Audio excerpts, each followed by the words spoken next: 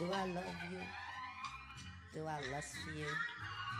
Am I a sinner because I do the two? Hello everyone, it's Ilana Stylist here, and today we're talking about overcoming fear. Alright, so we're going to break everything down for you guys today and discuss a couple different things here. We're going to talk about what fear is. We're going to define it by a couple different things. We're also going to talk about facing your fears, and then we're going to talk about becoming the new you, who is what? Fearless. So, what is fear? Fear, by definition, I'm going to give you guys a Webster definition of fear first, okay? So, fear is an unpleasant emotion caused by the belief that someone or something is dangerous, likely to cause pain, or is a threat. Now we're going to discuss what the Bible says about fear, all right? So the Bible gives two different explanations of fear. The first one being the fear of God. So what does it mean to fear God?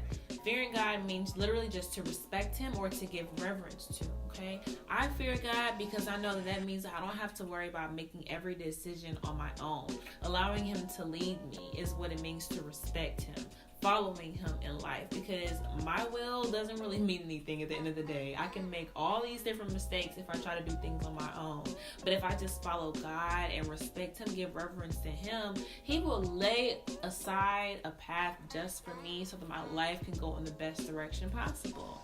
All right, so the other description of fear in the Bible is the spirit of fear. All right, and this actually is something that doesn't come from God at all. The spirit of fear is something that comes from negative energy, from the enemy, from other people around you that are trying to stop you from achieving what God has for you. Matter of fact, 2 Timothy chapter 1 verse 7 says that God didn't even give us a spirit of fear, but of power, love, and of a sound mind, okay? So what does that mean? That means that we don't have to have fear. We allow it, and sometimes it actually does stop us from achieving things. But what are you going to decide to do? Are you going to feed your fears, or are you going to feed your faith? All right. So what are you afraid of? What are your fears stopping you from achieving? I'm going to take a second and be vulnerable with you guys right now. One of my fears has always been to big chop my hair.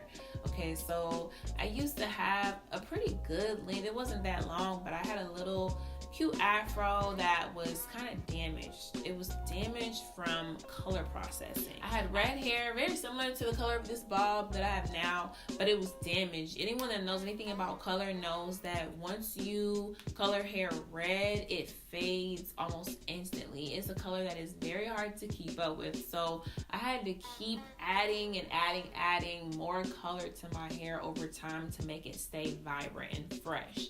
Ultimately, again, causing so much damage that I had to eventually cut it off in order to get healthy, even layered hair, okay?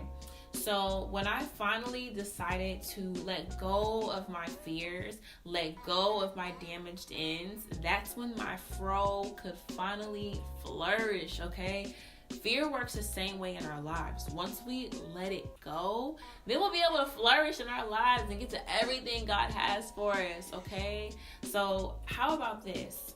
If you guys stay tuned with me, we can talk about not only facing your fears, but becoming a whole new version of yourself and being able to flourish in life and get everything that you're supposed to have and everything that you're supposed to get to in life. All right, you guys, thanks so much for watching, and stay tuned for part 2, facing your fears.